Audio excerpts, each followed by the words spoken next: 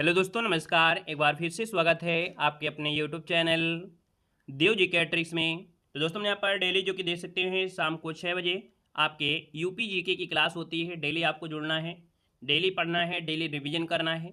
तो चलिए फिर स्टार्ट करते हैं आज की इस सेशन को। और बहुत ही बेहतर क्लास होने वाली है। यहाँ से बहुत क्वेश्चन बनते हैं, है ना, जो व्यक्तित्व से रिलेटेड होते हैं। बहुत अच्छे क्वेश्चन आपको यहाँ से बनते हैं। तो चलिए स्टार्ट करते हैं। पहला क्वेश्चन आपसे कह रहा है यहाँ पर, किस कारागार में पंडित राम प्रसाद बिस्मिल को फांसी दी गई थी? चलिए बताना है। यहाँ पर जो आंसर आपका दिया गया है वो आपका राइट क्या हो जाएगा?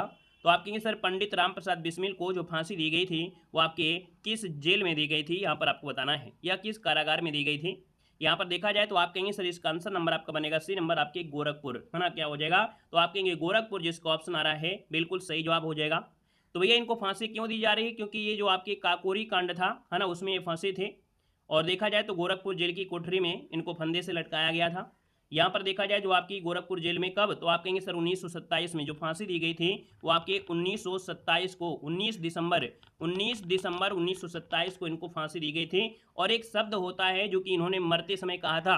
क्या कहा था? मतलब फांसी से पहले बिस्मिल ने अंग्रेजी में कहा था कि I wish downfall of British empire, है ना। ये इन्होंने एक प्रकार से शब्द उन्होंने कहा था। और यहाँ पर आगे बढ़ते हैं। क्वेश्चन आपसे अगला पूछा गया है और कह रहा है कि हरिवंश राय बच्चन किस काव्य संग्रह के लिए प्रसिद्ध हैं?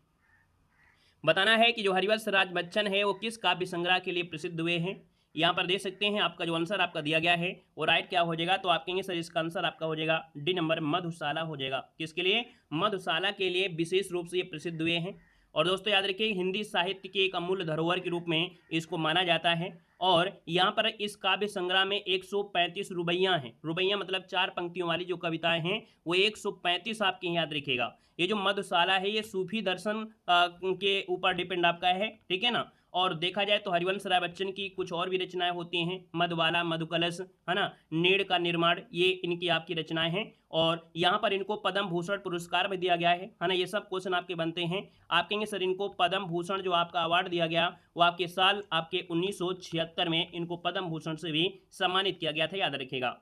आगे बढ़िएगा। क्वेश्चन आपसे दिया गया है और आपसे कह रहा है फिराक गोरखपुरी के नाम से प्रसिद्ध हैं। चलिए यहाँ पर बताना है कि भाई जो आपके फिराक गोरखपुरी के नाम से जिसको जाना जाता है वो आपके हैं कौन। यहाँ पर देखा जाए तो आपका आंसर क्या हो जाएगा? तो आप कहेंगे सर इसका जो आंसर आ रहा है लगभग सभी का जवाब यहाँ पर आ गया है रघुपति सहाय, जिसका ऑप्शन आ रहा है बिल्कुल सही हो जाएगा। रघुपत सहाय जिन्हें फिराक गोरखपुरी के नाम से जाना जाता है। देखा जाए तो ये उर्दू भाषा के प्रसिद्ध कवि भी हैं, लेखक भी हैं, आलोचक भी हैं और टिप्पणीकार भी आपके रहे हैं। और ये भारत में एक उर्दू कवियों में से एक महत्वपूर्ण आपके रहे हैं, याद रखिएगा, ठीक है ना। और यहाँ पर आगे बढ़ते हैं। क्वेश्चन आपसे अगला पूछा गया है और दिया गया है क्वेश्चन है, प्रसिद्ध उपन्यासकार धनपत राय को निम्नलिखित में से किस नाम से जाना जाता है? चलिए, धनपत राय को अगर जानते हैं वो किस नाम से, बहुत बार एग्जाम में क्वेश्चन पूछा गया है। और धनपत राय की अगर बात करते हैं तो यहाँ पर सभी के जवाब भी देखिए आपका बिल्कुल सही है। यहाँ पर आंसर सी हो जाएगा, मुंशी प्रेमचंद आपका आंसर हो जाएगा, जो कि हिंदी और उर्दू के लोकप्रिय उपन्यासकार भी आपके रहे हैं।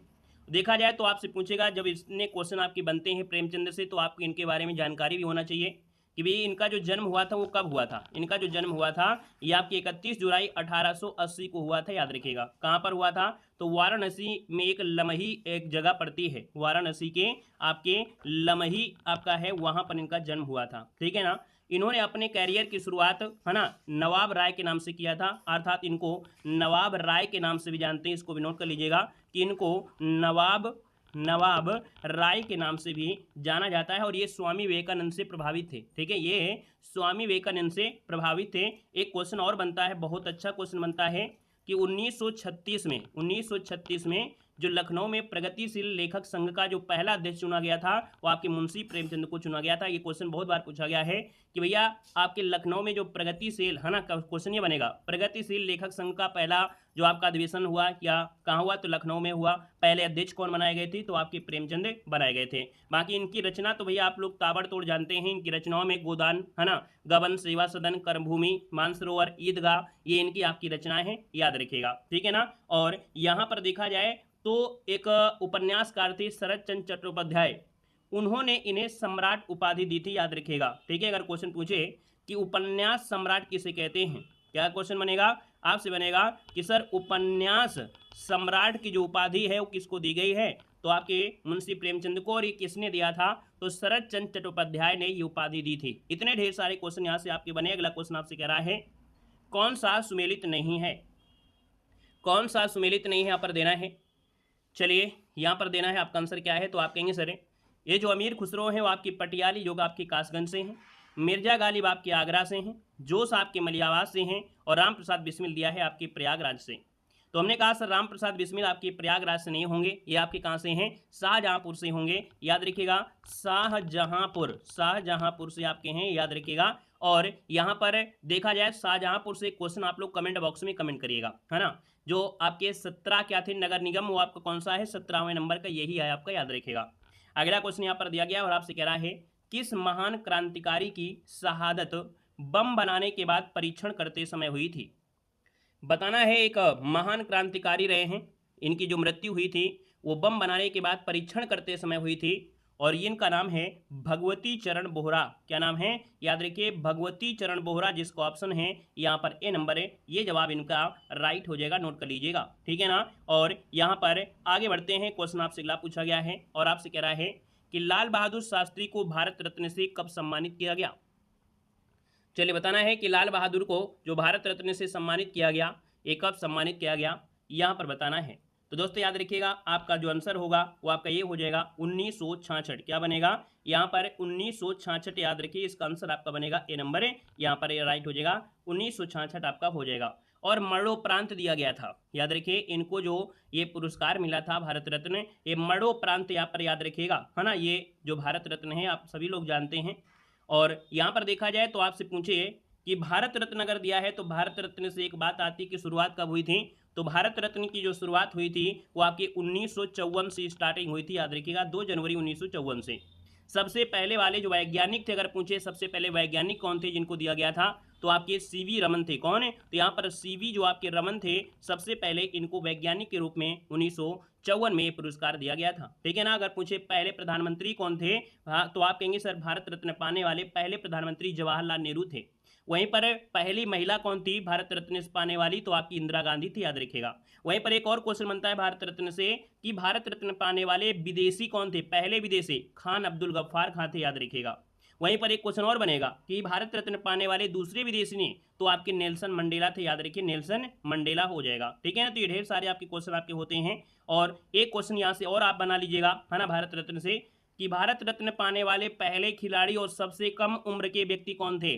तो याद रखिएगा ये सचिन तेंदुलकर हैं, जो आपके सबसे पहले खिलाड़ी हैं, सबसे कम उम्र में ये पुरस्कार इनको दिया गया था। ये ढेर सारे क्वेश्चन आपके बनते हैं। देखो पढ़ा जाए तो बहुत क्वेश्चन से निकल सकता है ना, और ना पढ़े तो बस 5 मिनट में पूरा टॉपिक खत्म हो जाएगा। कुछ ज्ञान अगर लेना है तो उसमें समय तो देना ही पड़ेगा, ठीक है। यहाँ पर दिया है किसके बचपन का नाम राम बोला था? किसके बचपन का नाम राम बोला था दोस्तों, ये बताना है। तो आप कहेंगे सर यहाँ पर देखा जाए तो आपकी तुलसीदास हैं, ऑप्शन सी हो जाएगा कि भैया जब जन्म हुआ था तो जन्म के समय तुलसीदास जी ने रोने की बजाय क्या किया था? राम नाम लिया था, इसी कारण इन्हें राम बोला कहा जाता है ना। तुलसीदास बचपन से ही राम भक्त नहीं थे, इनकी जो पत्नी थी, इनकी पत्नी ने कुछ ऐसे शब्द कह दिया था जिससे ये क्या हुए? बड़े प्रभावित हुए, है ना। उनकी बात इनके दिमाग में चुभ गई और इसके बाद राम भक्ति में लीन हो गए और महान ग्रंथ भी लिख डाला था, याद रखिएगा, ठीक है ना। आगे बढ़िएगा, क्वेश्चन आपसे अगला पूछा गया है और आपसे कह रहा है कोसल महाजनपद विस्तृत था, अर्थात जो कोसल महाजनपद है इसका जो विस्तार था ये कहाँ तक आपका विस्तार इसका रहा है? तो याद रखिए जो अवध है, अवध के आसपास का जो क्षेत्र है कोसल महाजनपद कहलाता था दोस्तों, याद रखिएगा। और इसकी प्रथम राजधानी अयोध्या थी और द्वितीय राजधानी श्रावस्ती थी, याद रखिए। इस समय अगर पूछे कि इसका क्षेत्र आधुनिक जो कि गोरखपुर के आसपास पड़ता है, याद रखिएगा। यहाँ पर आगे बढ़ते हैं, क्वेश्चन आपसे दिया गया है बौद्ध धर्म का पालना किसे कहा जाता है? किस राज्य को कहते हैं? अब ये क्वेश्चन में बहुत लोगों से गड़बड़ियां हो जाती हैं, है ना। यहाँ पर दोस्तों ये क्वेश्चन जो आपका है बहुत लोगों से गड़बड़ी हो जाती है। अब आप कहेंगे सर इसका जो आंसर आपका दिया है वो क्या बिहार होगा या उत्तर प्रदेश? तो याद रखिए आप पढ़ रहे हैं उत्तर प्रदेश है, तो याद रखिए बौद्ध धर्म का जो पालना है वो आपकी उत्तर प्रदेश को कहा जाता है। नोट कर लीजिएगा दोस्तों, याद रखिएगा, क्लियर है ना। यहाँ पर आपको देना है उत्तर प्रदेश देना है, ये क्वेश्चन आपको दिमाग में बिल्कुल छाप लेना है, गड़बड़ी नहीं होना चाहिए आप लोगों से, ठीक है ना। चलिए आगे बढ़िएगा, क्वेश्चन आपसे दिया गया है शेर शाह की प्रारंभिक शिक्षा कहाँ पर हुई थी? बताना है कि शेर शाह की जो प्रारंभिक शिक्षा थी हुई थी कहाँ हुई थी, बताइएगा। शेर शाह की प्रारंभिक शिक्षा कहाँ हुई थी। चलिए क्वेश्चन यहाँ से भी बनते हैं और जिसमें एग्जाम में क्वेश्चन बनते हैं उसको अच्छे से पढ़ना भी है। यहाँ पर देखा जाए तो आप कहेंगे सर शेर शाह की जो शिक्षा है ये पूरी हुई थी जौनपुर में। कहाँ पर है, तो आपकी जौनपुर में पूरी हुई थी। ऑप्शन नंबर आपका ए बनेगा। दोस्तों अगर क्वेश्चन ये पूछे कि फरीद खां जो आपके शेर खां इनका बचपन का नाम क्या था, तो भैया इनका बचपन का नाम था फरीद खां। क्या नाम था, फरीद खान इनका बचपन का नाम था। वहीं पर क्या हुआ कि बचपन में एक घटना घटित हुई और इन्होंने शेर को एक तलवार से मार दिया। तो भैया इनको शेर शाह नाम के एक कह सकते हैं पदवी भी इनको दे दी गई थी। शेर शाह नाम से इनको पदवी भी दी गई। इनकी जो प्रारंभिक शिक्षा है ना, वो आपके कहाँ से, तो आप कहेंगे सर जौनपुर से इनकी प्रारंभिक शिक्षा क्या हो गई, प्राप्त हुई थी। वहीं पर देखा जाए शेर शाह सूरी का जो भारत में देखा जाए तो एक प्रकार से अपना शासन जो स्टार्ट किया था वो 1540 में, जब हुमायूं को यहाँ से भगा दिया था। अगला क्वेश्चन यहाँ पर दिया गया है और आपसे कह रहा है कि 1885 से लेकर 1947 तक उत्तर प्रदेश में कांग्रेस की कुल कितने अधिवेशन हुए थे। चलिए बताना है कि भैया 1885 से है ना, जब कांग्रेस के अधिवेशन स्टार्ट हुए है ना, तो उससे लेकर अब तक देखा जाए जो 1947 तक कांग्रेस के कुल अधिवेशन हुए थे वो कितने हुए थे, यहाँ पर आपको नोट कर लेना है। नोट करिएगा, यहाँ पर जो आंसर है वो आपका बी हो जाएगा। याद रखिएगा कि आपकी 1885 से लेके आपके 1947। अभी 85 में यहाँ तो नहीं हुआ था, बम्बई में हुआ था है ना, लेकिन इसके बाद फिर कहाँ हुआ, आपकी बम्बई प्रयागराज में हुआ था, है कि नहीं। तो तब से लेकर देखा जाए तो 1947 तक जो आपके उत्तर प्रदेश में जो आपकी कांग्रेस के अधिवेशन हुए वो आपकी संख्या कितनी है, तो आपकी 9 संख्या है। यहाँ पर आपको नोट कर लेना है। ये बात आपको क्लियर हो गई है कि नहीं हो गई है, क्लियर है। तो आगे बढ़िएगा, क्वेश्चन आपसे कहेगा है, यहाँ पर देखो दिया गया है क्वेश्चन आपके सामने है कि नाई धोबी बंद नमक आंदोलन किसान द्वारा कहाँ चला गया था। नाई धोबी बंद नमक आंदोलन किसान सभा द्वारा कहाँ पर चलाया गया था, आपसे कह रहा है। तो नोट करिएगा कि ये जो आपका है प्रतापगढ़ जिले में, प्रतापगढ़ की बात करते हैं तो यहाँ पर जो आंवला उत्पादन में जो सबसे ज़्यादा है, आंवला उत्पादन में वो आपका बिल्कुल सही है। सॉरी, यहाँ पर आपको लगाना है कौन, ये वाला है प्रतापगढ़, ये है, ये नीचे प्रयागराज है। याद रखिए प्रतापगढ़ जिला है और प्रतापगढ़ जिले में ये चलाया गया था नाई धोबी बंद नमक आंदोलन, है ना, जो कि एक किसान आंदोलन था। और प्रतापगढ़ में जो होते हैं सबसे ज़्यादा आंवला होता है और आंवला में विटामिन सी भरपूर मात्रा में मिलता है।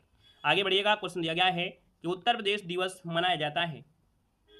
चलिए बताइएगा कि उत्तर प्रदेश दिवस जो मनाते हैं वो कब मनाते हैं, यहाँ पर आंसर देना है। और कब से मनाते हैं, क्यों मनाते हैं, सब चीज़ आप बताइएगा। तो आप कहेंगे सर उत्तर प्रदेश दिवस जो मनाया जाता है वो 24 जनवरी को मनाते हैं। यहाँ पर आंसर नंबर आपका ये हो जाएगा 24 जनवरी को। इस दिन उत्तर प्रदेश दिवस या हिंदी में यूपी दिवस के रूप में भी मनाया गया है। 24 जनवरी 1950 को संयुक्त प्रांत का नाम बदलकर उत्तर प्रदेश रखा गया था, है ना।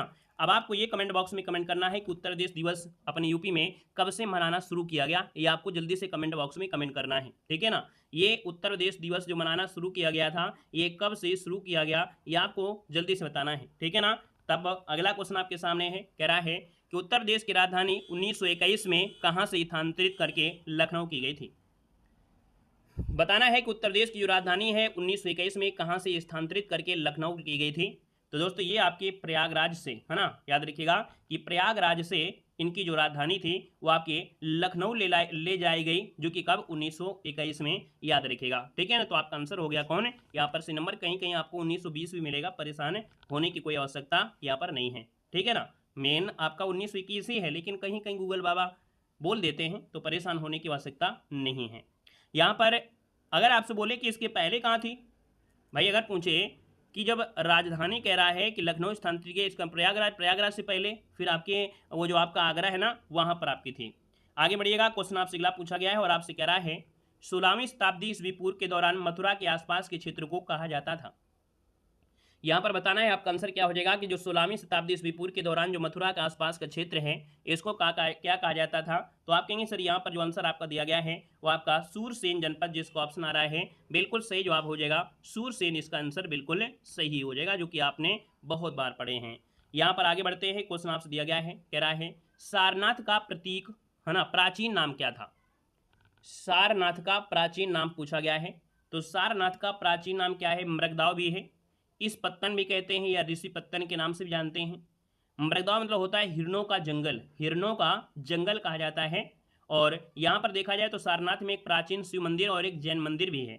तो आप कहेंगे सर यहाँ पर देखा जाए तो आपका जो आंसर आ गया है वो आपका बी और सी, अर्थात यहाँ पर आंसर डी हो जाएगा कि भैया ईशान पत्तन और मृगदाव के नाम से भी जानते हैं। याद रखिए क्योंकि प्राचीन पूछा है, अब सारनाथ तो आपके वर्तमान में है, बाकी प्राचीन पूछा है तो इसलिए हम लोग प्राचीन का नाम दे रहे हैं। बाकी ये होता सारनाथ के क्या क्या नाम है, तो इनमें से सभी ऑप्शन होता तो आप लगा सकते थे।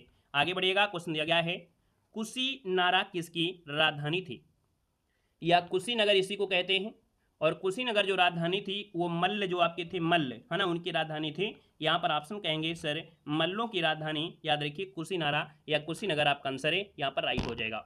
अगला क्वेश्चन जबरदस्त आपका देखो आने वाला है और आपसे कह रहा है भारत छोड़ो आंदोलन के समय किस जिले में समानांतर सरकार की स्थापना की गई थी। चलिए, भारत छोड़ो आंदोलन के समय किस जिले में समानांतर सरकार की स्थापना की गई थी। तो दोस्तों याद रखिएगा कि उत्तर प्रदेश में भी की गई थी। उत्तर प्रदेश में कहाँ पर, तो आप कहेंगे सर बलिया में की गई थी। किसने किया था, तो चित्तू पांडे ने किया था दोस्तों, याद रखिएगा है ना, चित्तू पांडे ने यहाँ पर किया था। बाकी आपकी उत्तर प्रदेश के बाद है ना पश्चिम बंगाल में तामलुक थे, महाराष्ट्र में सतारा, उड़ीसा के तलचर में 4 प्रमुख समानांतर सरकारें स्थापित की गई थी, ठीक है ना। और अभी हमने बताया कि अगर पूछे कि उत्तर प्रदेश में जो बलिया है वहां का नेतृत्व किसने किया था, तो चित्तू पांडे ने किया था दोस्तों, याद रखना है, ठीक है ना। और यहाँ पर आगे बढ़ते हैं, क्वेश्चन आपसे अगला पूछा गया है और आपसे कह रहा है गुप्त काल का पक्की ईंटों से बना भीतरगांव मंदिर कहाँ पर स्थित है। तो दोस्तों गुप्त काल में पक्की ईंटों से बना ये भीतरगांव का मंदिर है और आपके कहाँ पड़ता है, तो याद रखिए ये पड़ता है आपके कानपुर देहात में पड़ता है, वो इससे शायद नगर ही लगता है। तो यहाँ पर आप कहेंगे सर इसका आंसर बी हो जाएगा, कानपुर में है, ठीक है ना। और आपका आंसर आपका हो गया बी नंबर राइट हो जाएगा। यहाँ पर आगे बढ़ते हैं, क्वेश्चन आपसे अगला पूछा गया है और आपसे कह रहा है कि वह स्थल जिसका संबंध भगवान बुद्ध के जीवन की किसी घटना से नहीं रहा है। यहाँ पर दे सकते हैं, आप कहेंगे सर यहाँ पर जो आंसर आपका दिया गया है तो सारनाथ भी है, यहाँ पर देखा जाए तो आपकी बोध गया भी है, कुशीनारा है। लेकिन भैया जो आपका सांची है यहाँ पर देखा जाए तो इनके जीवन की किसी घटना से नहीं है, बल्कि इनके जो अवशेष हैं वो आपके यहाँ पर आपके ले गए और एक प्रकार से यहाँ पर बौद्ध स्तूप बना दिया गया है ना। तो आप कहेंगे सर इसका जो आंसर है वो आपका बी नंबर राइट हो जाएगा, याद रखिएगा, ठीक है ना। अब देखिएगा अगर आपसे पूछे कि सर जी भगवान बुद्ध से जुड़े हुए तीर्थ स्थल कौन कौन से हैं, तो एक तो नाम आता है लुम्बिनी, है ना, लुम्बिनी में भगवान बुद्ध का जन्म हुआ जो कि अब नेपाल में है। फिर बात आती है बोध गया, है ना, बोध गया आता है, बोध गया में जहाँ भगवान बुद्ध को ज्ञान की प्राप्ति हुई। फिर बात आती है सारनाथ में जहाँ से भगवान बुद्ध ने अपना पहला उपदेश दिया था। फिर आता है कुशीनारा या कुशीनगर जहाँ भगवान बुद्ध का महापरिनिर्वाण हुआ था। एक आता है दीक्षा भूमि जो कि नागपुर में पड़ता है, जहाँ भारत में बौद्ध धर्म का पुनरुत्थान हुआ था। इसके बाद और भी जगह आता है जैसे राजगृह जो कि नालंदा बिहार में है, जहाँ वेणुवन में रहकर इन्होंने विकास किया था। नेचुआ जलालपुर गोपालगंज बिहार में पड़ता है, जहां से भगवान बुद्ध ने वर्तमान को अच्छी तरह से जीने का ज्ञान दिया था। ये तीर्थ स्थल आपके भगवान बुद्ध से जुड़े हैं, इससे ज़्यादा आपको तीर्थ स्थल आपको नहीं मिलेंगे, मतलब यही आपके सर्किट में आते हैं। अगला क्वेश्चन है कि चौरी चौरा की जो घटना है कब घटित हुई थी। चलिए बताना है। आप कहेंगे सर भारत के इतिहास में अमर चौरा चौरी कांड ये फरवरी 1922 में हुआ था। ये घटना जो आपकी है आपका आंसर ए नंबर है, यहाँ पर राइट हो जाएगा। ब्रिटिश भारत में जो संयुक्त राज्य गोरखपुर जिले में ये आपकी घटना आपकी घटित हुई थी, है ना। यहाँ पर देखा जाए तो कहीं कहीं आपको 4 फरवरी भी आपको मिलेगा। याद रखिएगा कि जब असहयोग आंदोलन में भाग लेने वाले जो प्रदर्शनकारी थे इन्होंने पुलिस के साथ भिड़ गए थे, है ना, और इसके बाद एक स्टेशन पर आग लगा दिया था, जहाँ के कर्मचारी मर गए थे, कुछ ही आपके बचे हुए थे, ठीक है ना। तो यही घटना जो आपकी है कहीं ना कहीं काफ़ी परिवर्तन यहाँ पर लाती है। और यहाँ पर आगे बढ़ते हैं, क्वेश्चन आपसे दिया गया है और आपसे कह रहा है, क्वेश्चन दिया गया है कि संयुक्त प्रांत का नाम बदलकर कब उत्तर प्रदेश किया गया था।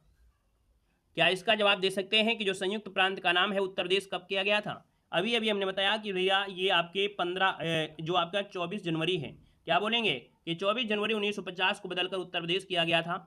अब यहाँ पर हमने कहा कि अगर उत्तर प्रदेश की बात आती है तो उत्तर प्रदेश के इतिहास के बारे में देखते हैं कि बात आती है 1836 में, इसका नाम उत्तर पश्चिम प्रांत था।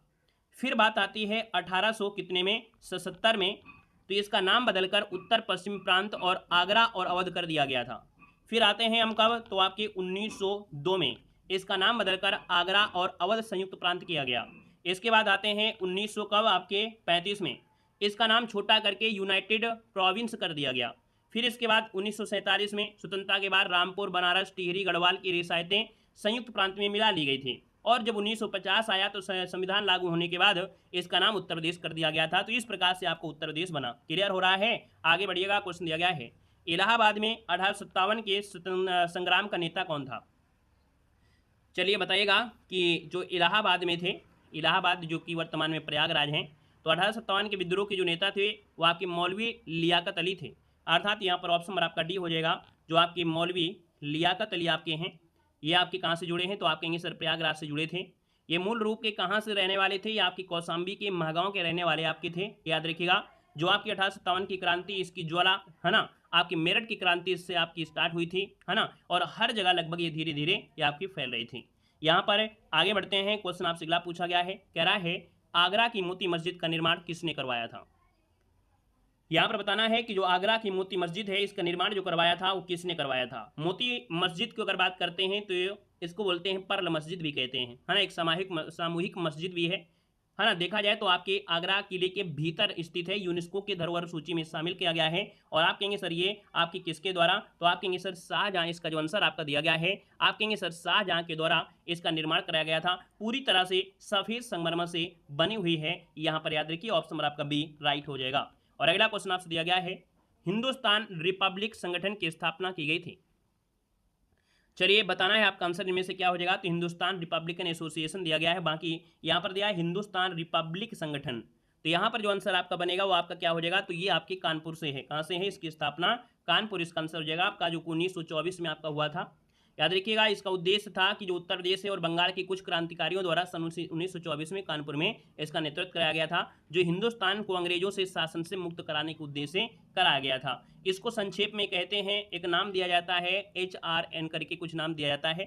और अगला क्वेश्चन आपके सामने और आपसे कह रहा है कि 1857 के प्रथम स्वतंत्रता संग्राम में आंदोलन में बरेली से किसने नेतृत्व किया। तो दोस्तों 1857 में जो आपकी बरेली का नेतृत्व किया था वो किसने किया था, यहाँ पर कहेंगे सर खान बहादुर खां है ना, खान बहादुर खां। यहाँ पर जो आंसर है वो आपका राइट हो जाएगा ये नंबर। और याद रखिएगा इनकी जो आपकी उम्र है उस समय 70 वर्ष थी, है ना। आज के समय में 70 वर्ष तो जानते हो कैसे लोग हो जाते हैं। उस समय देखा जाए तो आपके जब बरेली में इन्होंने नेतृत्व किया था खान बहादुर खां ने, तब इनकी उम्र आपकी 70 साल थी दोस्तों, याद रखिएगा। और इन्होंने बरेली में अपनी सरकार बनाई थी, इन्होंने बरेली में अपनी सरकार बनाई थी। और दोस्तों याद रखिएगा कि 1857 में जो रोहेलखंड है, रोहेलखंड की राजधानी बरेली में आज़ादी की घोषणा यहाँ पर किया था दोस्तों, याद रखिएगा, ठीक है। और याद रखिए इनकी जो मौत हुई थी वो आपकी कैसे हुई थी, तो 1860 में, याद रखिएगा 24 फरवरी 1860 को कोतवाली में मौत की सजा सुनाई गई थी दोस्तों, याद रखना है। एक क्वेश्चन आपसे ये होता है कि 1857 के विद्रोह को भारत का पहला आज़ादी का संग्राम भी इन्होंने यहाँ पर कहा था, और भी कई लोग थे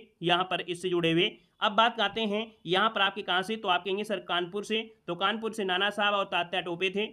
मौलवी लियाकत अली जो आपके थे वो कहाँ से थे, तो आप कहेंगे सर लियाकत अली आपकी इलाहाबाद से थे। अवध की राजधानी लखनऊ में बेगम हजरत महल थी। और बिहार से कौन थे, तो आपके बिहार में जो आरा है वहाँ से कुंवर सिंह थे। तो ये आपके 1857 में आपके पॉइंट अभी आपको सब मिलने वाले हैं, है ना, इसलिए हमने आपको बता भी दिया है। अब दिया गया क्वेश्चन है कि कानपुर षड्यंत्र मुकदमा किस आंदोलन के नेता के विरुद्ध था। चलिए कानपुर षड्यंत्र मुकदमा किस आंदोलन के नेताओं के विरुद्ध यहाँ पर था, यहाँ पर देखा जाए तो आपका आंसर क्या हो जाएगा। तो दोस्तों यहाँ पर देख सकते हैं कानपुर षड्यंत्र मुकदमा एक कम्युनिस्ट आंदोलन था, है ना, नेताओं के खिलाफ था। ये मामला 1924 में शुरुआत हुई थी। कब, 1924 में इस मामले की यहाँ पर शुरुआत हुई थी। और देखा जाए तो इसमें काफ़ी लोग इसमें से जुड़े हुए थे। और यहाँ पर देखा जाए तो इसका आंसर आपका कौन सा है, तो आप कहेंगे सर इसका आंसर सी हो जाएगा, ये है साम्यवादी आंदोलन। क्या बोलेंगे, साम्यवादी आंदोलन, जिसको ऑप्शन है यहाँ पर जवाब है यहाँ पर राइट हो जाएगा, याद रखिएगा, ठीक है ना। और यहाँ पर आगे बढ़ते हैं, क्वेश्चन आपसे अगला पूछा गया है, कह रहा है मथुरा कला किसके काल में अपने शीर्ष पर था। मथुरा कला किसके काल में अपने शीर्ष पर था, यहाँ पर बताना है। तो भैया देखा जाए मथुरा कला जो आपका है ना, कुषाण और गुप्त काल में छठी से लेकर मतलब पहली से छठी शताब्दी तक आपका बहुत ही अच्छे ग्रोथ किया था। और यहाँ पर देखा जाए तो आप कहेंगे सर इसका जो आंसर आपका दिया गया है वो आपका कुषाण काल, इसका जो आंसर आ रहा है बी नंबर वाला, यहाँ पर जवाब राइट हो जाएगा। मथुरा कला में देखा जाए तो बुद्ध की जैसे आपकी मूर्तियाँ हैं, है ना, लंबे कान के कुंडल हो गया, है ना, जो चौड़ी आंखें हैं, ये आपकी काफ़ी चीज़ इसमें थे। यहाँ पर कभी कभी ये होता है जो मथुरा कला है इसमें कौन सा पत्थर का प्रयोग हुआ था, तो लाल बलुआ पत्थर का इसमें इस्तेमाल किया गया था, याद रखिएगा। यहाँ पर आगे बढ़ते हैं, क्वेश्चन आपसे दिया गया है कि 1 नवंबर 1858 ईस्वी को महारानी घोषणा पत्र को इलाहाबाद में किसने पढ़कर सुनाया था। तो ऑप्शन आपका राइट हो जाएगा कौन, यहाँ पर आंसर आपका बन जाएगा बी नंबर राइट हो जाएगा दोस्तों, याद रखिएगा। साथ ही हमने कहा है अगर आप यूपी जीके की तैयारी कर रहे हैं तो आप लोग हमारे ऐप से भी जुड़ सकते हैं।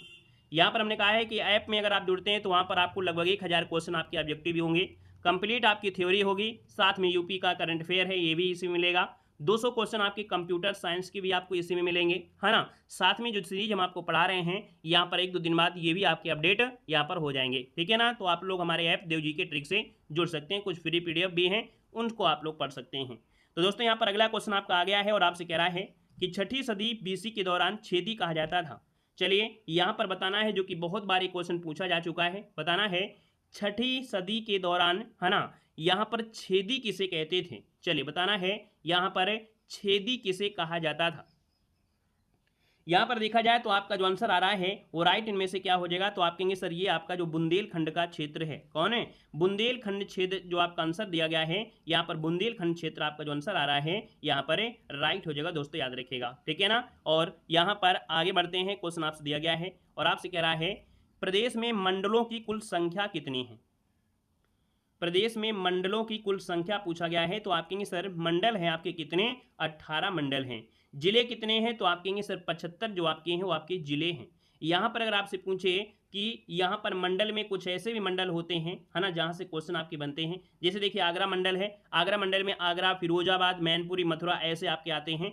कानपुर मंडल भी आपका देखा जाए इस बड़ा मंडल में आता है। कानपुर मंडल में देखा जाए तो जैसे आपका औरैया, इटावा, फरुखाबाद, कन्नौज, कानपुर, है ना, और आपका देहात, कानपुर नगर, है ना, ये आपके इसमें आते हैं। तो आपका अगला क्वेश्चन आपसे दिया गया और आपसे कह रहा है सर्वाधिक जिलों की संख्या किस मंडल में है। चलिए बताना है आपका आंसर क्या हो जाएगा, इसका आंसर देना है। तो यहाँ पर देखो हमने बताया कि जैसे आपका कानपुर है, लखनऊ है, मेरठ है, यहाँ पर देखा जाए तो आपकी जो संख्या है जिलों की वो आपकी ज़्यादा है। यहाँ पर देखा जाए तो आपका आंसर इनमें से क्या हो जाएगा, डी नंबर आपका मेरठ इनमें ऑप्शन के अनुसार, है ना, ऑप्शन के अनुसार है यहाँ पर मेरठ है। मेरठ में जैसे कि आपके बागपत हो गया, बुलंदशहर, गौतम बुद्ध नगर, गाजियाबाद, मेरठ, हापुड़, ये मेरठ मंडल में आते हैं। वहीं पर कानपुर में देखा जाए तो औरैया, इटावा, फरुखाबाद, कन्नौज, कानपुर देहात, कानपुर नगर, है ना। उसी प्रकार से लखनऊ मंडल जो आपका है हरदोई, लखीमपुर खीरी, लखनऊ, है ना, और आपका रायबरेली, सीतापुर, उन्नाव, ये आपके बड़े मंडलों में आपके हैं, याद रखिएगा, जिसमें इसका ऑप्शन आपका डी बनेगा। अगला क्वेश्चन आपसे दिया गया और आपसे कह रहा है कि प्रदेश का सबसे नवीनतम गठित मंडल कौन सा है। चलिए बताना है आपका आंसर इनमें से क्या हो जाएगा, जो सबसे नवीनतम मंडल है इनमें से कौन आपका हो जाएगा। तो दोस्तों यहाँ पर जो आपका आंसर आ रहा है अलीगढ़ वाला, याद रखिए अलीगढ़ जो आपका मंडल है ना, सबसे नवीनतम मंडलों में आता है। ये 18वां मंडल है दोस्तों, ये याद रखिएगा, क्लियर है। और आगे बढ़ते हैं, क्वेश्चन आपसे अगला दिया गया है, कह रहा है कि क्षेत्रफल की दृष्टि से उत्तर प्रदेश का सबसे बड़ा जिला कौन सा है। क्षेत्रफल की दृष्टि से उत्तर प्रदेश का सबसे बड़ा जो जिला है वो आपका है कौन। तो दोस्तों यहाँ पर देखा जाए तो आपका आंसर क्या बनेगा, ए नंबर जो आपकी लखीमपुर खीरी है ना, लखीमपुर खीरी। याद रखिए ये जो आपका आता है किस में आता है, तो आपके याद रखिए लखनऊ मंडल का हिस्सा है ना, और इसकी जो प्रशासनिक राजधानी है वो लखीमपुर शहर है, याद रखिएगा। ये जो जिला है भारत और नेपाल की सीमा पर आपका स्थित है। और यहाँ पर देखा जाए लखीमपुर खीरी में तो एक दुधवा वन्यजीव अभ्यारण्य के लिए भी आपका जाना जाता है, याद रखिएगा, ठीक है। आगे बढ़िएगा, क्वेश्चन आपसे अगला पूछा गया है और आपसे कह रहा है अमेठी जिले का मुख्यालय कहाँ पर है।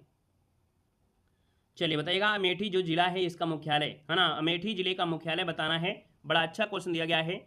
अमेठी जिले की अगर बात करते हैं तो इसका जो मुख्यालय है वो आपका गौरीगंज है। क्या है, याद रखिए गौरीगंज, इसका ऑप्शन आ रहा है यहाँ पर राइट हो जाएगा। और अमेठी जिले का जो गठन हुआ था याद रखिएगा 2010 में हुआ था। कब हुआ था, तो इसका गठन 2010 में हुआ था और ये अवध क्षेत्र के अयोध्या मंडल का हिस्सा है, याद रखिएगा, ठीक है ना।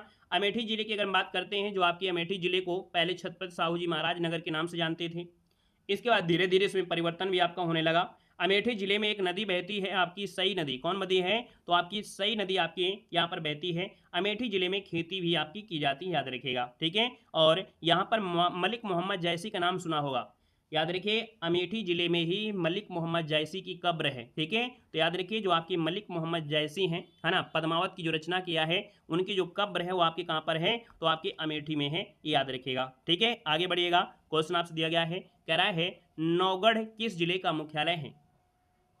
नौगढ़ जो आपका है ये किस जिले का मुख्यालय है, याद रखिएगा, है ना। और यही क्वेश्चन आपके बनते हैं। यहाँ पर जो आंसर आपका दिया गया है सिद्धार्थ नगर वाला, ऑप्शन नंबर आपका सी, याद रखिए नौगढ़ जो उत्तर प्रदेश का जो सिद्धार्थ नगर जिला है उसका मुख्यालय है। अगर पूछे कि सर इसकी स्थापना कब की गई थी, तो आप कहेंगे सर यहाँ पर जो आपका आंसर है वो आपका हो जाएगा 1988 में यहाँ पर इसकी स्थापना हुई थी। अगर पूछे कि सिद्धार्थ नगर जो आपका है, जो आपका यहाँ पर देखा जाए जो आपका एक होता है कह सकते हैं सिद्धार्थ नगर जो आपका है किस मंडल का हिस्सा है, तो ये बस्ती मंडल में आता है। किस में आता है? तो आपके बस्ती मंडल का हिस्सा है।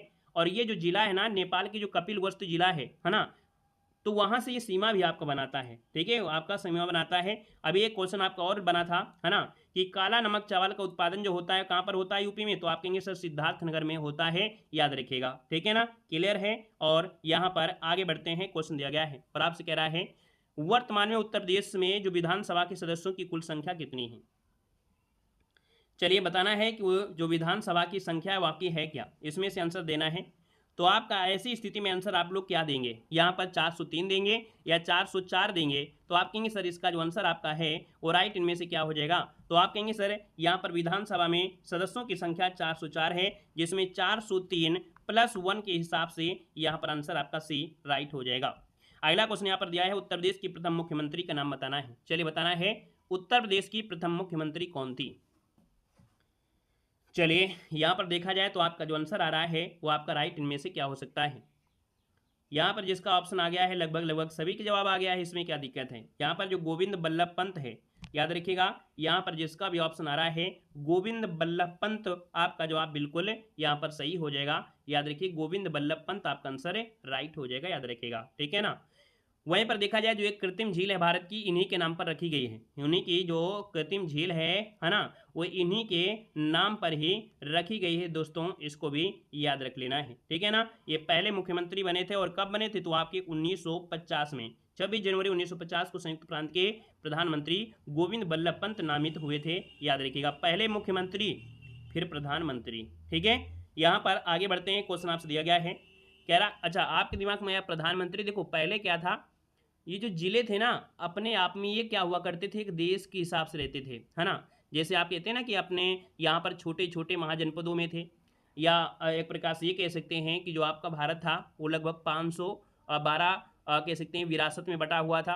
तो अपना अपना विरासत अपना अपना एक देश के समान था, इसलिए कई जगह आपको प्रधानमंत्री भी मिल जाता है ना। बाकी आपको हमेशा जो मिलेगा वो मुख्यमंत्री। बाकी आपको बता दिया कि हर एक जो जनपद था या हर एक विरासत अपने आप में एक पूर्ण राज्य हुआ करता था, एक देश के रूप में हुआ करता था।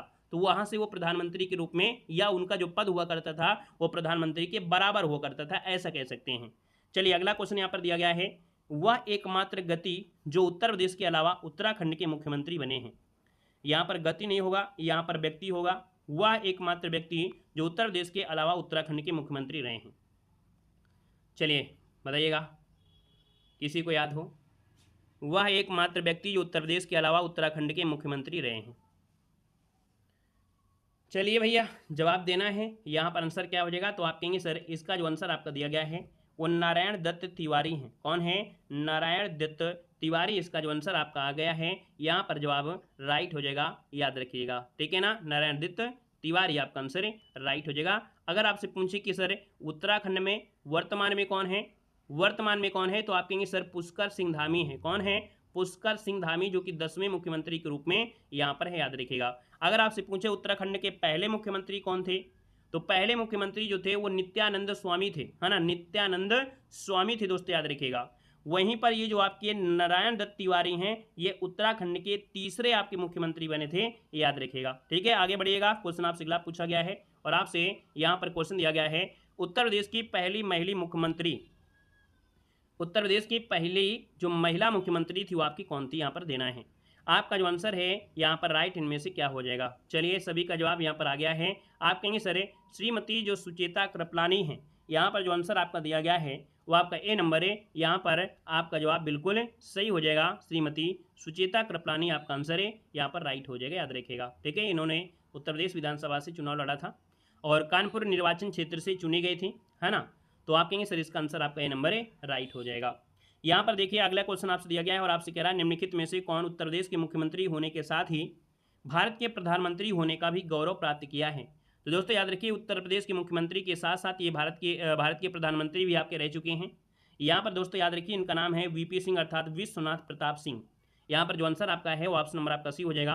ये उत्तर प्रदेश के मुख्यमंत्री भी आपके हैं, साथ में भारत के प्रधानमंत्री भी यहाँ पर बन चुके हैं। तो आप कहेंगे सर विश्वनाथ प्रताप सिंह, लेकिन अब ये आपके नहीं है वर्तमान में, मतलब वर्तमान में कह सकते हैं कि मृत्यु हो चुकी है ना, डेथ हो गया है, निधन हो गया है। अगला क्वेश्चन आपसे यहाँ पर दिया गया है, उत्तर प्रदेश के प्रथम विधानसभा का गठन कब किया गया था? उत्तर प्रदेश के प्रथम विधानसभा का जो गठन हुआ था ये कब हुआ था, ये आपको बताना है। यहाँ पर देखा जाए तो आपका जो आंसर है वो आपका राइट इनमें से क्या हो सकता है, तो आप कहेंगे सर 8 मार्च। कब? 8 मार्च, तो सब में कॉमन है, तो आप कहेंगे सर 8 मार्च 1952 वाला।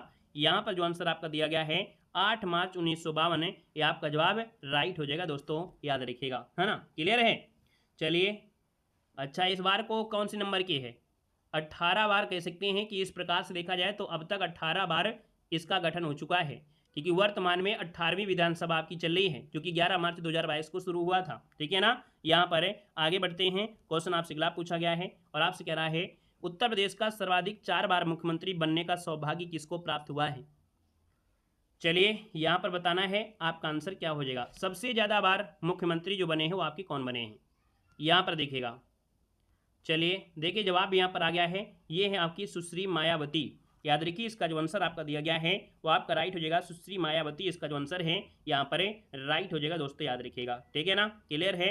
वहीं पर जो आपके मुलायम सिंह है ये 3 बार आपके बने चुके थे, है ना। जो चौथी बार आए तो चौथी बार इन्होंने अपने बेटे अखिलेश यादव को बैठा दिया, नहीं तो इनके बराबर ये भी आपके पहुँच जा चुके होते, याद रखिएगा। वहीं पर चंद्रभानु गुप्त ने भी 3 बार यहाँ पर बने हैं। ठीक है ना। आगे बढ़िएगा, क्वेश्चन आपसे अगला पूछा गया है और आपसे कह रहा है विधानसभा अध्यक्ष जिन्होंने मुख्यमंत्री पद को भी सुशोभित किया है। ये विधानसभा अध्यक्ष भी रह चुके हैं और साथ में देखा जाए तो ये मुख्यमंत्री पद को भी सुशोभित कर चुके हैं। दोस्तों इनका नाम बताना है, आप कहेंगे सर इसका जो आंसर आपका आ गया है वो श्री बनारसी दास हैं। कौन है? श्री बनारसी दास हैं। ऑप्शन नंबर आपका ए यहाँ पर राइट हो जाएगा दोस्तों, याद रखिएगा। ठीक है, आगे बढ़िएगा, क्वेश्चन आपसे अगला पूछा गया है और आपसे कह रहा है उत्तर प्रदेश में लोकायुक्त का पद सृजित किया गया था। उत्तर प्रदेश में लोकायुक्त का जो पद है ये सृजित किया गया था, ये कब सृजित किया गया था? लोकायुक्त की अगर बात करते हैं, आपका जो अधिनियम आया था ये 75 के करीब आपका अधिनियम आया था, है ना। तो उसके हिसाब से देखा जाए तो आपका आंसर क्या हो गया, ए नंबर यहाँ पर राइट हो जाएगा, नोट कर लीजिएगा, ए नंबर आपका बनेगा।